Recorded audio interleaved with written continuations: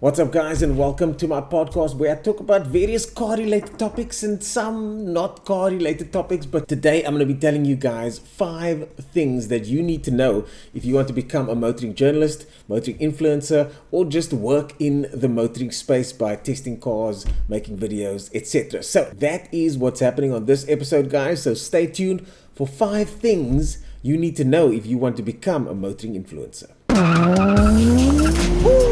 We back! And 200 comes up in about 2 or 3 minutes.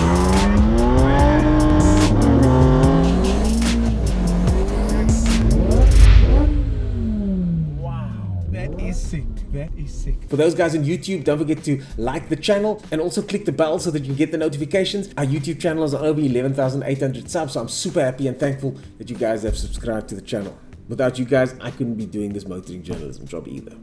Number 1, pick your medium. That means you need to pick if you want to write, take pictures, make videos, or do audio. Whoa!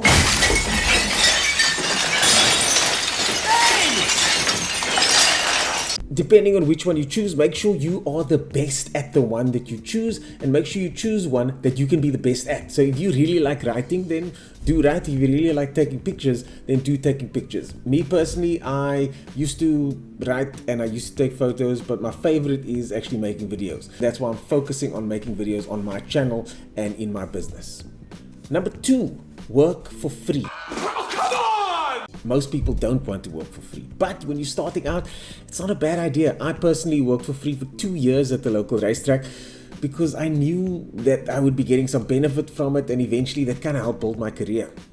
So if you want to work for some of the big players, get your game up to a decent level and say, you know what, I'm going to come shadow you guys for free.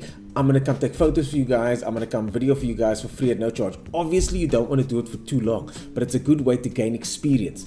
As an example, in our core team, I've got one permanent employee, but when we have shoots where there's no budget, then I'll ask the guys, do you want to come do precision driving for me and I'll teach you about taking pictures?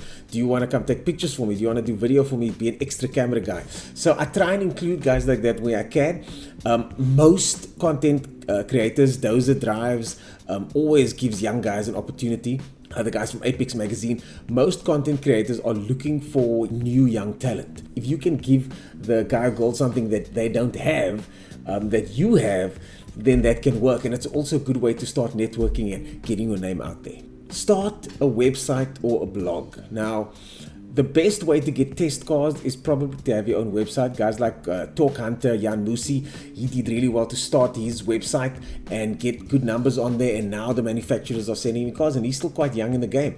So it is possible to do that and get into the game. For the most part, that process can take 2 to 5 years. So it does take a lot of time. So are you willing to put 2 to 5 years into this is the question that I always ask the guys when they come to me to find out if they want to become motoring journalists. You've got to just start. You've got to start something, whether it's your Facebook page, Instagram, TikTok, whatever. You have to start, because most people talk about talking and meet about meeting. So the best thing to do is to get your vlog started, get your page started as soon as possible so that you can get the ball rolling. And the thing is, in the beginning, you're not going to know what you're doing. Our first video that my friend Yasin and I made was terrible. We look back and laugh at it now, but at the time we thought it was amazing. So you have to start somewhere, but the best thing about starting is that nobody's going to be watching. So you can make the mistakes in the beginning, but the key thing is to just start. Start that Instagram page, start that Facebook page, start. Number 4, do your research. Although the South African landscape is very, very different to a lot of other places, and we'll get to the bad news in a second, there is a lot of resources out there on how to start certain things and how to do certain things. A lot of guys that come to me with this question, they haven't done any research. All they want to know is, how do I become a motoring journalist? Guys like me, we are basically just trying to be motoring journalists ourselves. So the best thing to do is, like most of the guys that I have worked with, is get good, do the research, understand what you're getting yourself into, be sure that this is what you want. And when you go talk to the guys in the industry that are 1 or 2 steps ahead of you, they'll gladly go, come with me, buddy, because you can now help them. They will then help you, and so it goes on. So the best thing to do in the beginning is research. And I guess that's why you're here at this video now, so you can get those kind of answers. So nice. Nice one for doing the research. So there's a lot of bad news, but let me finish, okay? So most won't make it. Most won't be able to become motoring journalists because statistically speaking, you are way more likely to become a pro footballer like my guy on my channel, Bevan Fransman, shout out Bevan Fransman, than to be a motoring journalist. For example, a guy that plays for Batswood Club gets paid a couple $100 a week, but to get an article paid for by a publisher or by a magazine, it's super difficult to do that. So it's a very small pool of people that are going to be lucky enough to do it. I've been doing it now for 5 years and I'm still trying to just get it to work properly. The engine's still like it's super difficult to monetize it, especially in South Africa.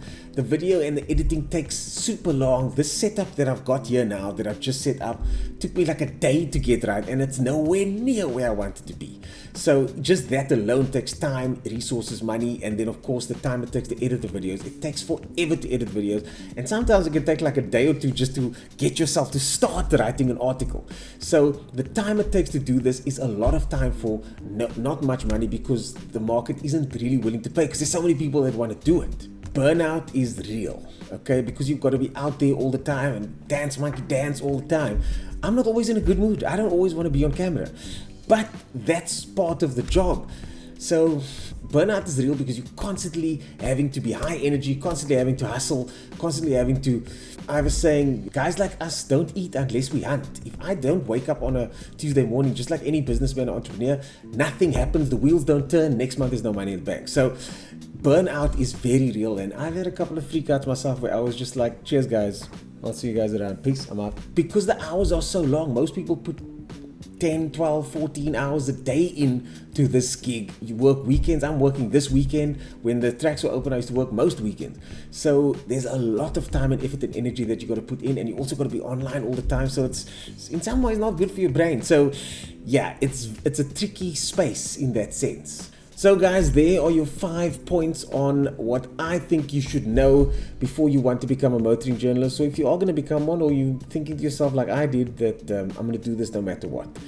I hope you guys found those tips helpful and useful, and put in the comments below if you have any questions, and maybe I'll make a follow-up video on this one if we need to talk some more about some of these topics. If you guys like the content, please feel free to subscribe and like the channel. The next one will be how to go racing on a budget in South Africa. Yeah, that's not easy either.